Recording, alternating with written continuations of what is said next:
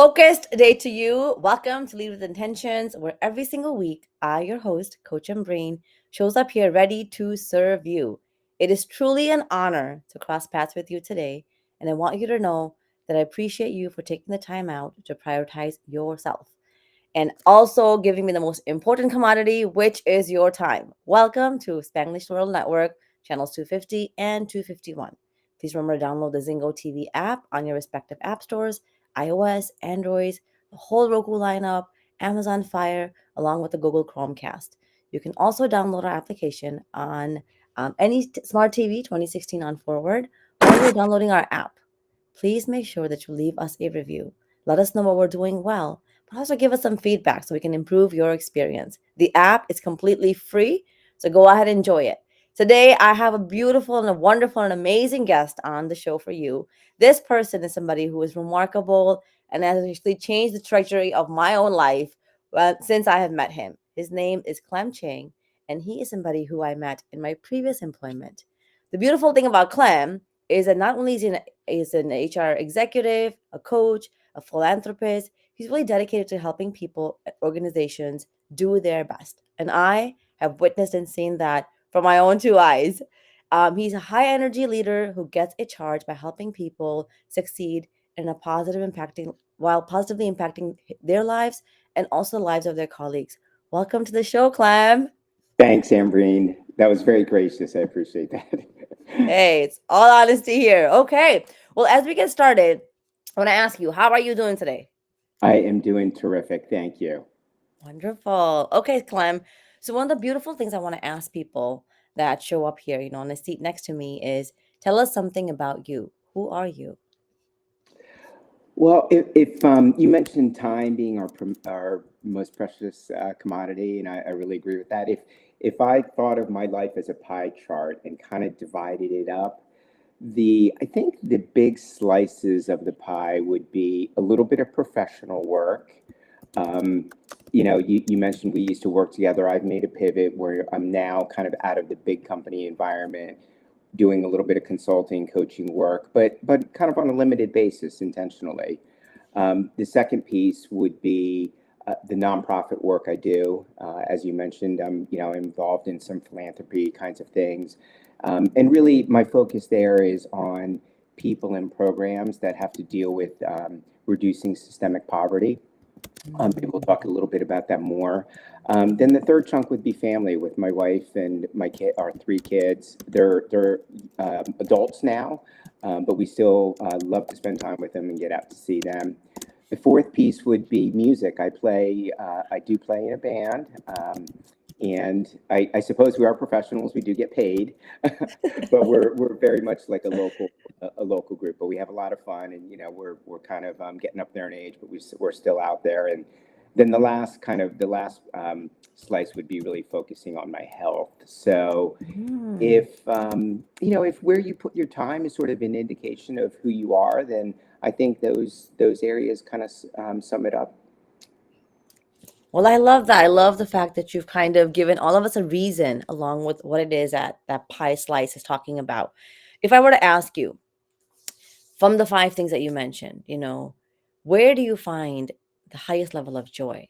Is it professional? Is it nonprofit? Is it family? Is it music? Is it health? Wow, that's a really good question. What I'd have to say, I think what gives me the greatest joy is the thread that cuts among those five areas, Mm. and that is really the component around helping people be their best, helping myself. Like for me to help others be their best, I actually do have to start with myself. And like, how Mhm. can I be at my best? How can I show up in a way that's positive and supportive? But all those aspects about the professional work I do, the nonprofit work, family and friends, the music, the camaraderie, playing with other people, focusing on health. I actually have a lot of friends that I try to help with their health goals. So I think it's really the relationships and just helping people be at their best amongst all those different dimensions that I play in. Mm. Which leads me to the next question. I think you're going to answer that with flying colors. What leading with intentions mean to you? I think leading with intention to me is, I'll start with kind of like the two overarching components of that for me. And what the one is the what. Like Mm, what are you trying to accomplish in your life, and thinking about, where do you want to put your energy and your focus and whatnot. And we've hit on some of those. Like I've shared a little bit about what I want to kind of do. And then the second dimension really is the how, like how to be, how to actually talk to somebody, how to show up with others. How do the conversations I have make somebody feel? Do they feel better or worse when they get off a video mhm, conference with me, or have a personal interaction with me? And believe me, I'm not always perfect on that by any stretch of the means. mm, So I think it's what and the how. I think on the how component, there's elements of being mindful, trying to make sure my actual attention and my focus is where my body is, because sometimes mm, your mind can be wandering in a different place even though you're physically present. I know this over many years of kind of just struggling through it myself, that I can be better. I'm better for myself. I'm better for others, and I'm actually much more productive when I'm actually present in what I'm doing. And if I can't mm. be present and paying attention to it, that probably should it's probably an indication I should take a break or be doing something different. The other how component for me is focusing what I can control. I do kind of read a bit about Stoic philosophy and whatnot, and I think at the core of it is around, focusing on the things that you can do, and principally that's usually yourself, actually. Mm, How am I reacting to something that maybe was unexpected, or not as great as I had planned. But I think there are elements around what can I do. Maybe it might not be in the moment that I can change something, but often I do have control over influencing something that can be different over the medium to long term. So I think that's the other component around the how is being present, and then also focusing on myself, what I can control. I love hearing that. And for every single one of you who is here watching and listening and really paying attention, I encourage everyone like myself to write these notes down, because every single guest that comes here can really teach us something. And when we're talking about presence, I think that's something that all of us are trying to just zoom in a little bit more on. And also, there's like no limit to it. You can just kind of keep rising. For someone who's listening here, Clem, today, how would you help them kind of navigate and show them the importance of why is presence something that you should really be mindful of? Well, I think I think the presence shows up in a number of ways. I mean, as we were talking about it in the context of like mindfulness, it's clear, like for me, the learnings that I've had about myself over the years is that when I'm actually attentive and really focused and open and curious when I'm interacting with people, I just take away a lot more. And it Mm, does go beyond people. When I'm doing some kind of physical activity like running, when you sort of just let your be in the moment of what you're doing, you kind of feel a flow. So it's actually, you're not struggling to do it. You might hear the birds chirping. You may hear your feet hitting the pavement. I mean, those are things I think that you don't enjoy unless you're kind of really there, mm, in the moment, and being present for all of that.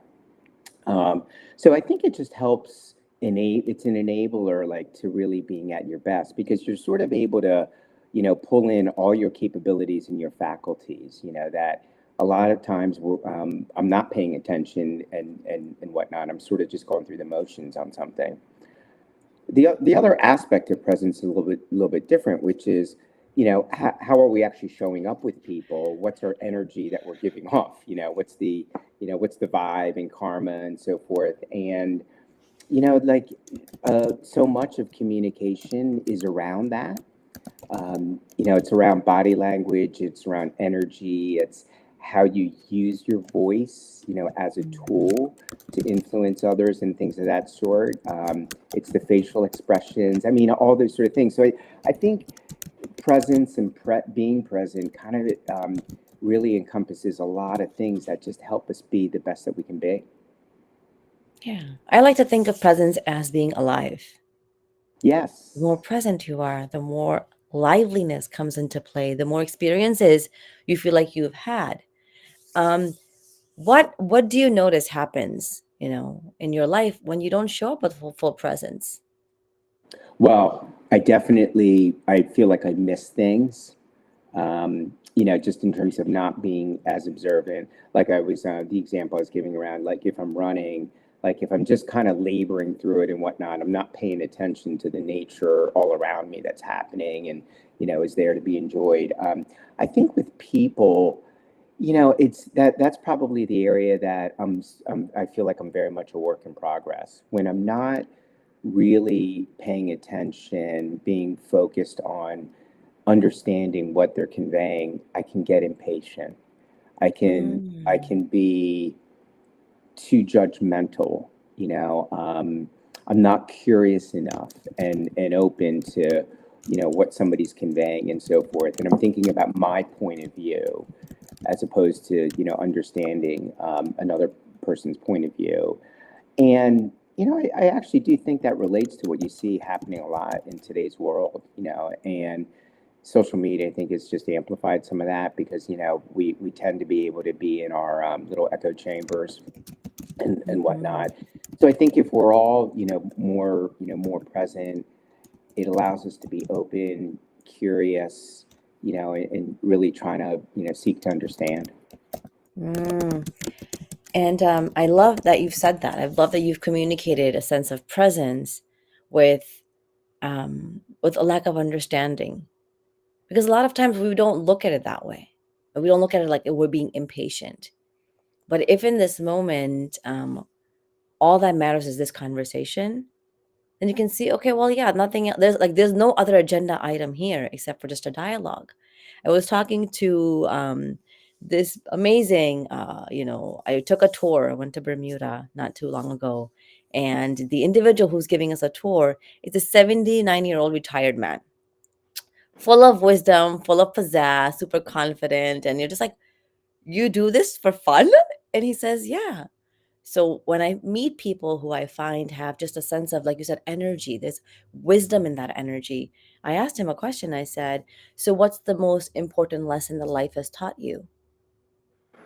And he said, be patient with people.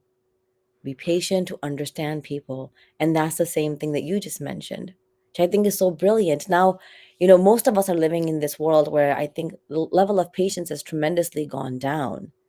Back in the day, if you had written a letter to somebody, you would have to wait like a few good weeks for that letter to arrive at your house. Now, Amazon Prime gives us the same thing the same exact day. How can you help people understand the the skill that patience is and why it's essential to our living? Yes, yeah. Well, first of all, I love that example that you gave, and I hope that trip to Bermuda was fabulous. I think for me, there's like a few different levels about that have occurred over my development, my years that have really helped me understand the importance of this concept of presence. And I will have to give a shout out. Like many years ago, I went through. It was at my one of my old employers. I went through a leadership program. It was put on by a firm at the time called Sen Delaney, and they still actually do exist, but they've become part of the Heidrick family of companies. Um, and they had a really good model around this. There's a number of things that really I recall. One is if you think about what drives results, it's really your behaviors. Like what do you do? And what people do, and I work with executives all the time, you get profits and you get growth and so forth by what your people are actually doing. But if you go deeper than that, what influences their behavior? And it's often they're thinking about something, Mhm. thinking about like their view of the world or their view of how something should work. And I think what I found, but I can't say that I'm great at this all the time, but I try to keep reminding myself is that it's very hard to actually change somebody's mind, their thinking, to then change the behavior. You kind of Mm-hmm. have to have a conversation with them that maybe creates some insights that they have on their own that get them to think about something differently. Um, and that, so it's kind of recognizing that you can't force your own view of the world on somebody, but you can have a conversation and perhaps open up some different ways of thinking about things, and that can drive different behaviors, different results. And again, back to what I was saying before, I think in today's world there really is a lack of that. um, Mm. because in order to do that, you have to be open and curious, you know. Um, and you're only going to be open and curious if you're really present with the person, like you said, where they're the thing that actually matters at that moment. Yeah, so I mean, you're a coach. That's the way that I've looked at you, like as a mentor into a coach. And I'm a coach, and I think it's spot on to say when we allow people to discover and have those aha moments, those breakthroughs, that's when the mindset gets shifted. Now, in your own life, when you look at it, what was that one of these, moments where you were like you began to think differently about something? Can you share that with us, Clem? Wow, I'm trying to think of what might be a good example there. Um, I guess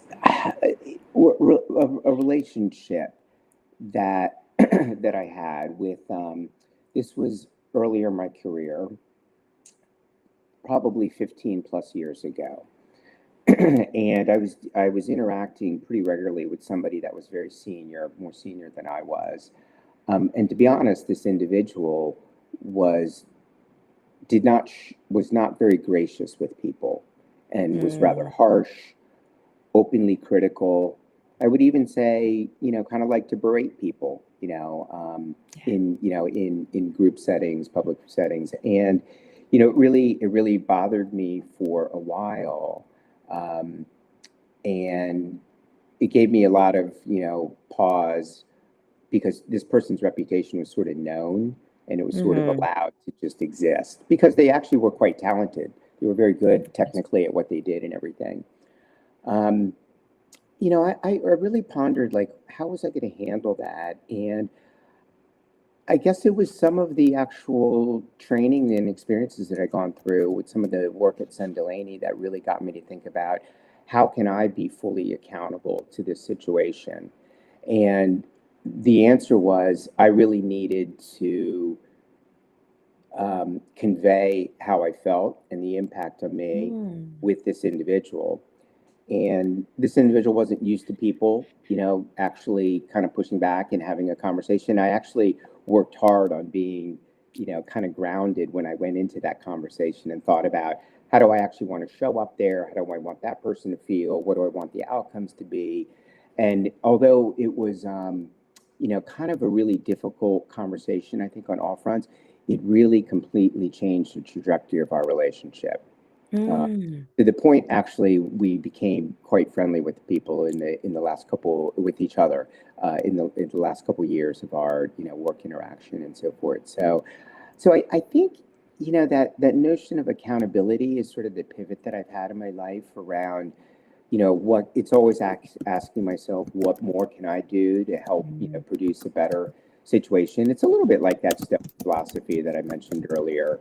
Um, the the thing, I guess, that really sunk in with me is that accountability also applies to relationships. And as you mentioned, as an HR leader, I would often have colleagues and stuff coming to me for advice about how to work out a situation and so forth.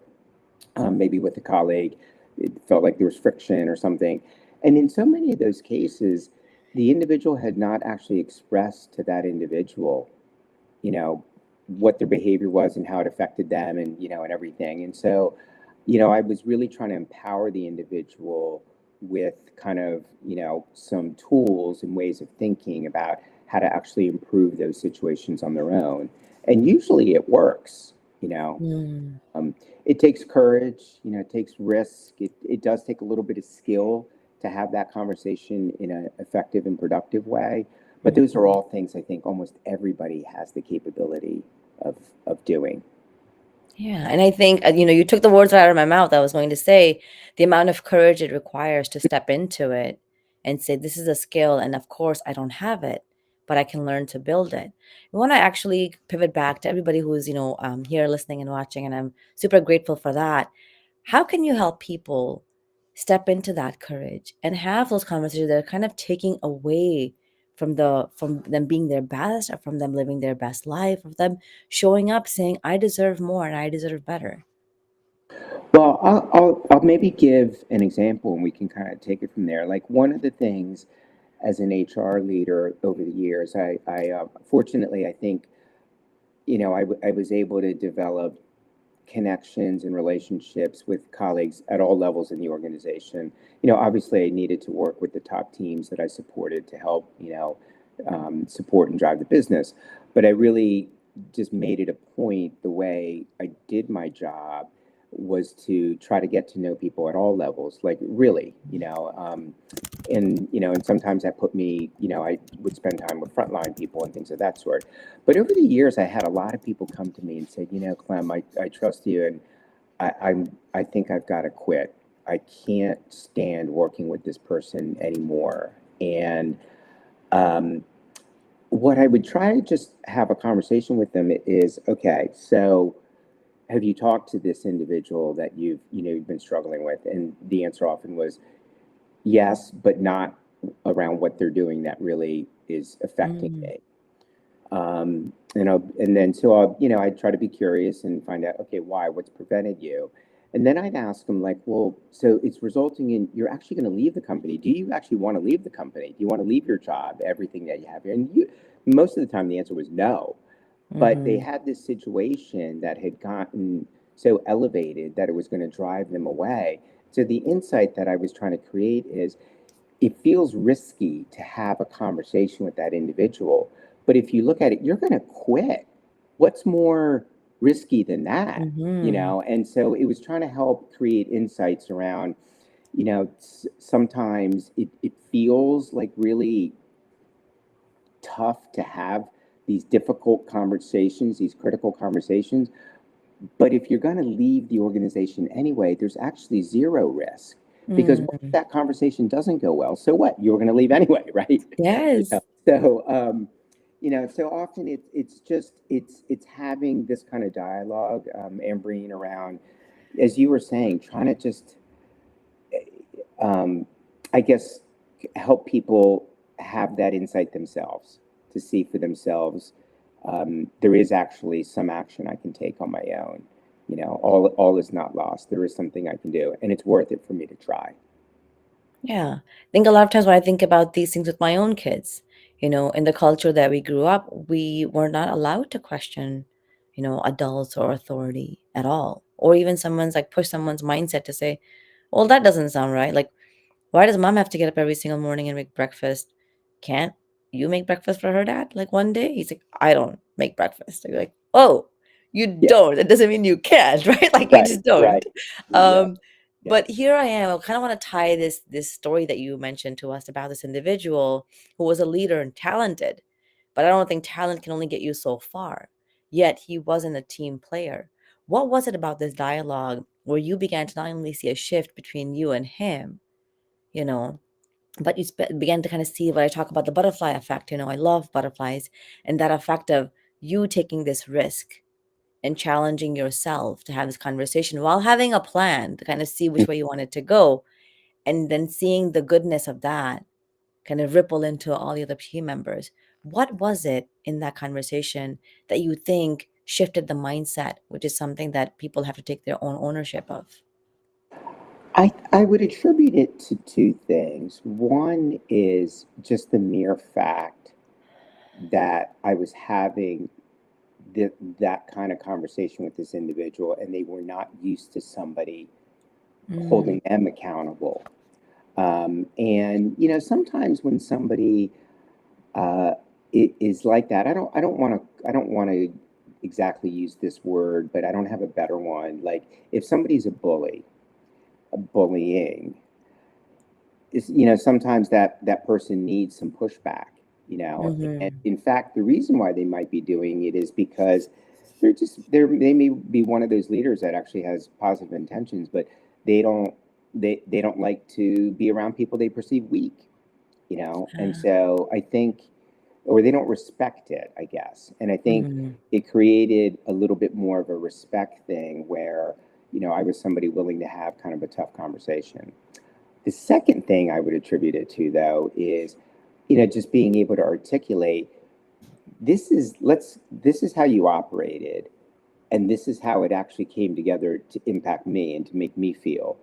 And I think when you do this with others, it's a very similar result. And I think as the person absorbed that and thought about that, they actually had good intentions. And Mm-hmm. it's not really the desired result that they were after. And so I think it helped maybe spark a little bit of insight there. Yeah. Often, like, you don't know what you don't know. That's right. We shouldn't assume, Yeah. right, that um, that somebody's actually trying to be difficult, because Mm-hmm. usually they're not. It's just there's something that's there in the way they're thinking that's causing them to behave this way. And it might not be related to anything. It might be, you know, they woke up late and they're running to, late to, get to Mm-hmm. work and this and that. And there could be all these stressors that are kind of underlying it. And they show up in work and, don't have a good interaction with the colleague. The colleague has no idea why. It might not even be related to, Mm-hmm. anything they did. So it's sort of just being open and curious around those things, which is hard. It is. And I often think about it like we don't know of their upbringing. Maybe it was so tough that they're actually thinking they're super flexible and chill, Hmm. right? Because they grew up in a household. Like a lot of times when my kids called me out, I was like, you have no idea. You have no idea like how I grew up, right? Like, and for them, they're like, well, all we have an idea is who you are. And we expect better because we know there's better, right? And they're great accountability buddies, these little humans, all the time. So they're like, unsolicited advice, but I'll take it. I'll take it. What is one thing that you can share with us, Clem, a personal thing, so that we can all get to know you a little bit better?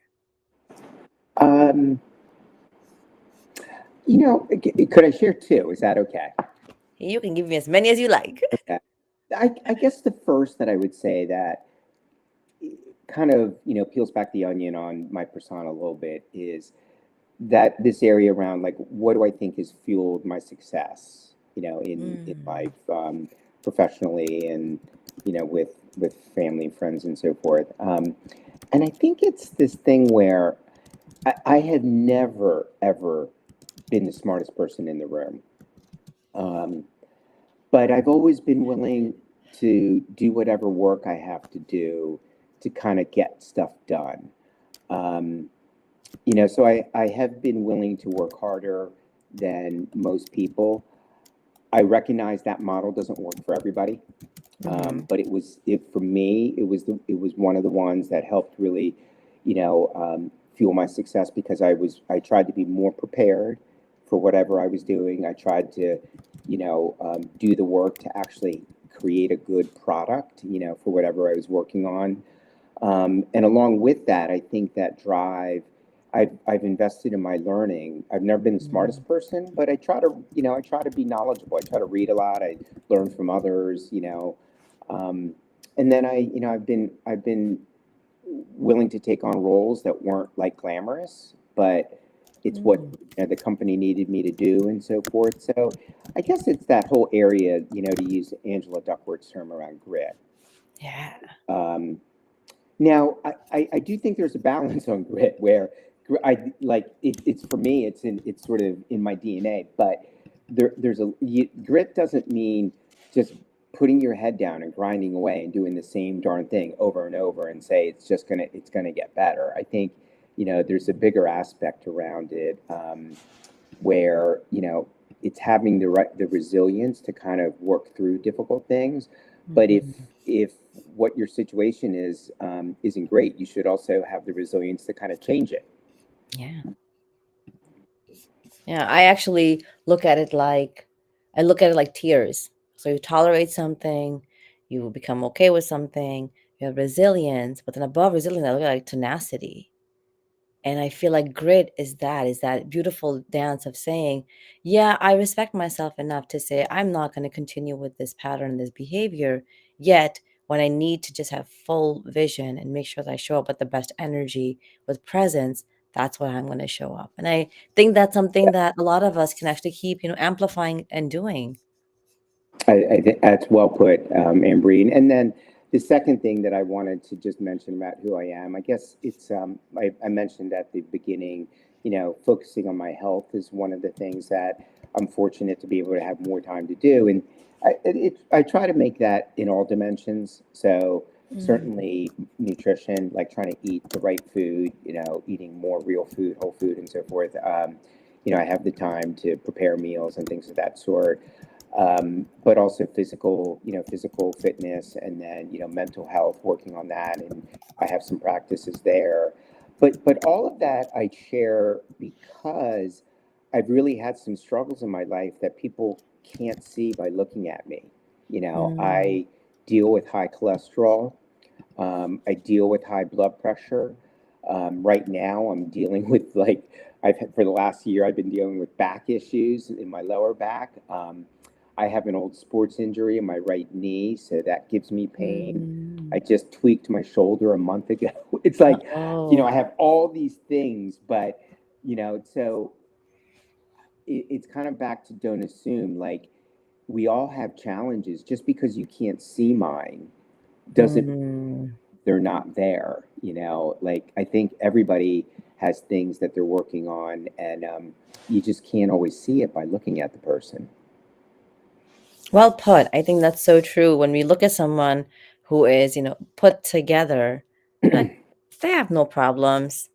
They're healthy, they're wealthy, they could do whatever they want with their time. Like look at Clem. He can work for however many hours he wants and still Mhm. be like, "Oh yeah, and I get to do music while I want to." So I think that's such a misconception of how we look at people's lives, because it is that grit you're talking about, that rising above it and really pushing yourself to be your best, where you can find that there's no limit. You can keep elevating and you can keep waking up every single day, doing just a little bit more, to be your best self.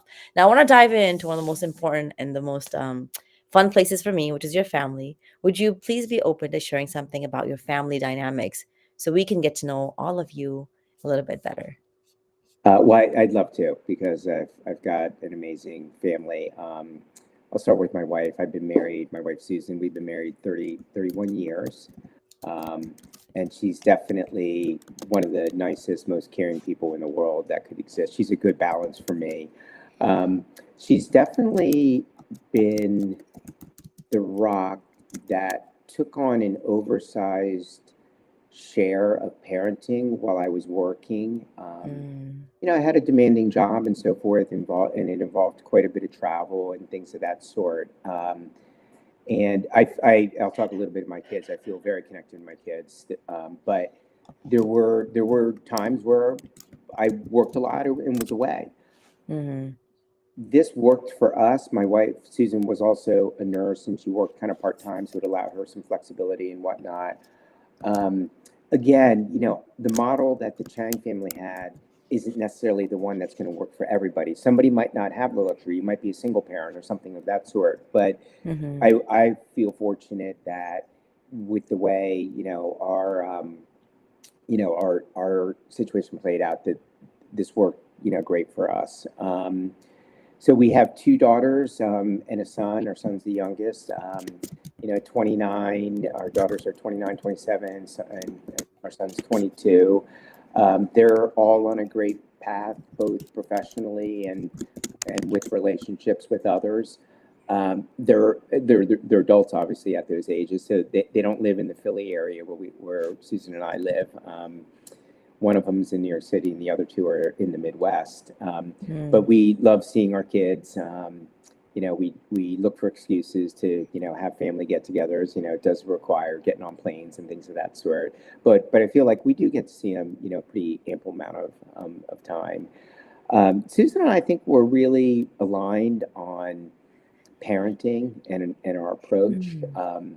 If I were going to sum it up, I'd say our main goal as parents was to raise children who would become independent as adults Mm. and be gracious and kind with others. I mean, it's sort of that simple.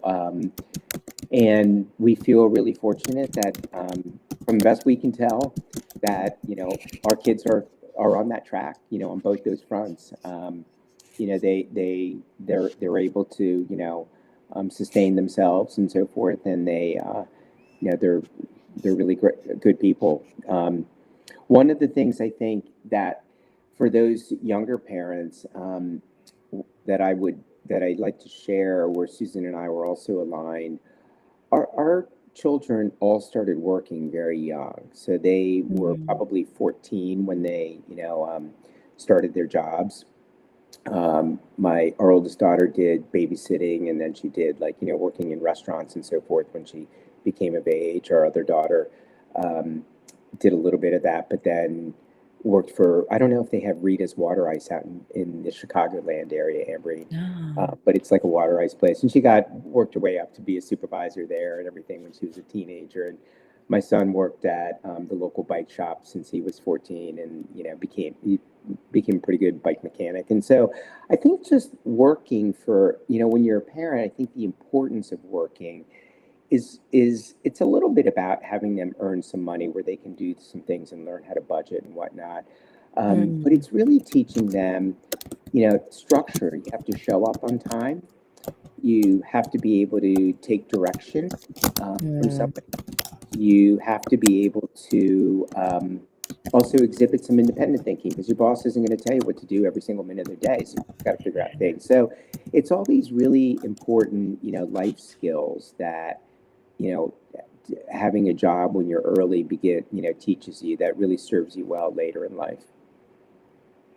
Mm. That's a good reminder for me too. I think that's it is true. You kind of have to think about working doesn't have to be something where they say, I'm independent, I can do whatever I want, but really understanding how you're contributing to your own well-being and in your future, because you're creating almost like foundations and fundamentals of how you're going to elevate. I love what you said about your daughter, where she started off here, but then she worked her way up to being a supervisor.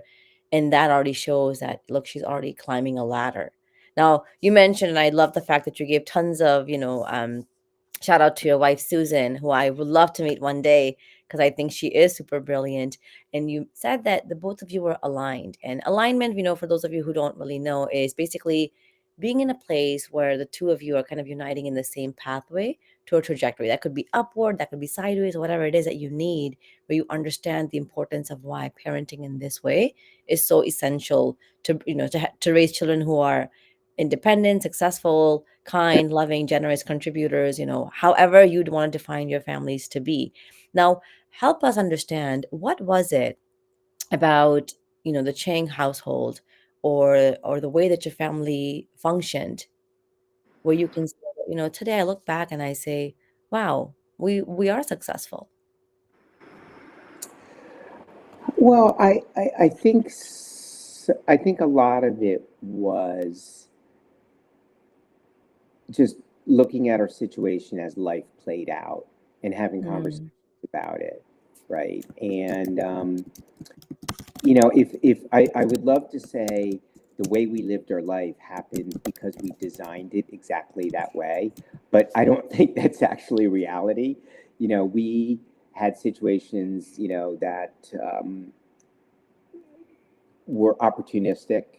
Mm-hmm. Me moving into a different job, Susan moving into a different job. She pivoted from hospital, pediatric nursing, to being a school nurse, to working in a doctor's office, that sort of stuff. So all of those things, I changed companies a couple of times. We relocated, out more in the Midwest, where you are, and then Mm-hmm. came back east. I mean, all those things were moments where you kind of had to have a game plan for how you would handle that, Yeah. and just having the conversations at the time to make sure that we were communicating with each other. We never were one of those families where I hear a situation sometimes where maybe a child will kind of almost divide and conquer the parents, work on one parent for one thing, work on another parent for another thing, or if they don't get the answer that they like from one parent, go to another. And we didn't really have that kind of thing happening in our household because, I think we were pretty consistent around, you know, Mm-hmm. how we thought things should be. I'll tell you, like I do have friends that, over their lives, have separated, divorced, and things of that sort. It's a lot harder when you're in that situation Mm-hmm. to have like kind of an aligned parenting philosophy, because there's a lot of emotion that underpins all of, those situations where where people have, gotten divorced or whatnot. And then, so it makes it that much harder to kind of, be aligned. You're not living in the same household and things of that sort. So Mm-hmm. I empathize with the parents that, they just have to work a little bit harder and whatnot. Yeah, which reminds me of a great example. Um, my friend is actually, she got divorced when her son was just very little, like a year old. And even to this day, it's been a decade plus, she will often say there's so much undoing every time he visits his dad, because Right. there isn't as much structure. There he can eat whatever. There aren't rules that he has to follow. So of course he doesn't like being in this house, because there is so much more that is expected out of us. And I think that's something that can happen in any relationship, not even being like two different types of parents and two different homes. It can literally be in the relationship that you have with somebody who has very different values than you. So how can we, in those types of situations, which, and the reason why I'm diving into this a little bit more is because for our audience members here and our viewers, it's so important to recognize that the only control that we have is on ourselves. And you've kind of mentioned that in the conversation. The most important thing is being accountable to how you're showing up. How do we give the control back to us to say, yeah, they have a different mindset, a thought set, a heart set, yet somehow we can still keep continuing this dialogue or this relationship? Yes. I think the first piece of that is really showing up with that person who maybe does have a different value set or mindset, really being open and curious, like Mm, truly, like to really understand how they're thinking and feeling about things. Because they might be doing some things that on the surface seem crazy, but when you understand why they're doing it that way, it might create some, own insights for myself in that situation. So that would be one, because you can't really influence anybody if they don't feel like they're being understood, you know. mm, Um, so I think that would be kind of a foundation level, and then from there it would be, trying to also ask the right questions and have the right dialogue where they perhaps can see a different point of view that maybe I bring.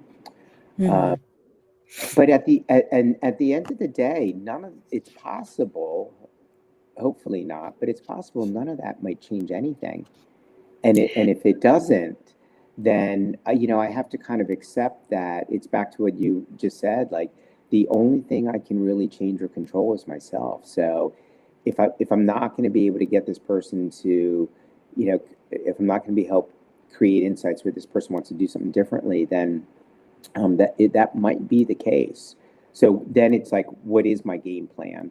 mm. If it's involving one of my kids or something, then I might think I have to try to equip my child to understand some things. And your example, Ambereen, that you gave before about your friend who at her house there was structure, at her at the father's house there wasn't, might have to have a conversation with that with that child so they understand why is it that there's differences, Mm-hmm.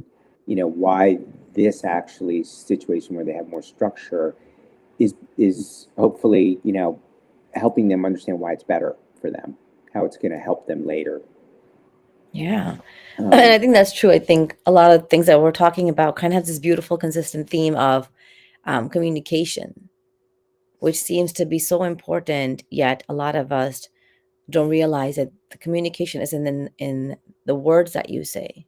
It's the way that you show up, the energy that you exude, the body language that you have, the presence that you show up with.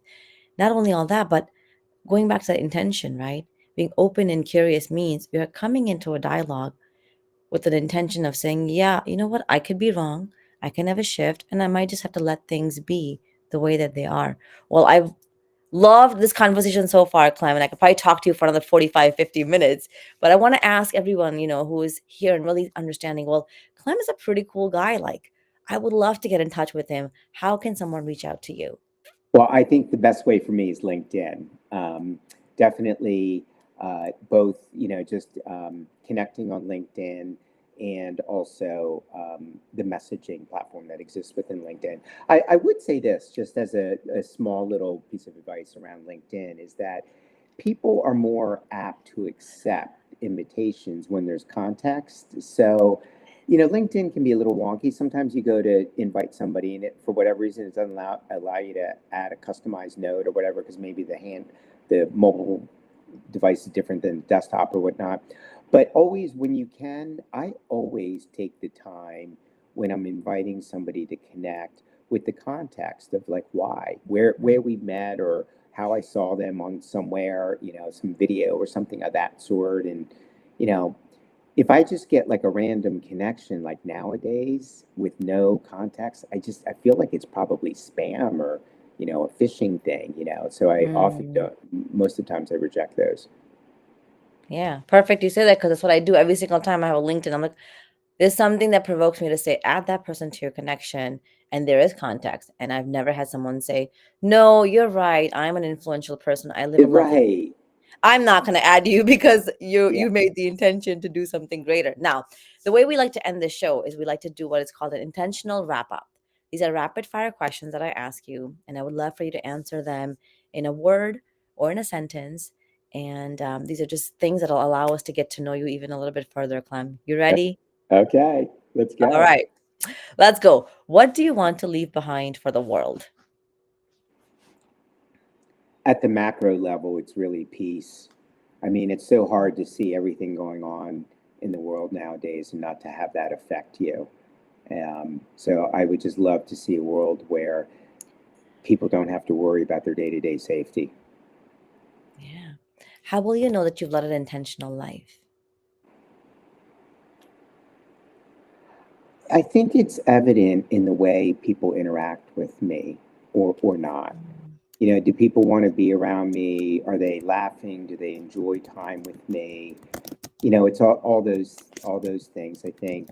Do they seek me out? Those, to me, those are the measures. Love that. Yes, I think that is such a beautiful way of gauging, how intentional you've been.